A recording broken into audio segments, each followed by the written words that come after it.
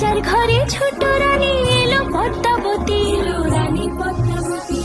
রাজার আরো 6টি রানীর ছিল না সন্তান, পদ্মাবতীর কোলালোতে মিলল সমাধান।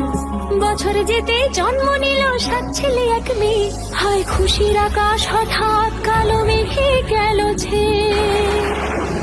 হিংসেতে যায় জ্বলে পুড়ে বাকি 6টি রানী, যুক্তি করে ঘটায় ওরা 7 কুমারের হানি।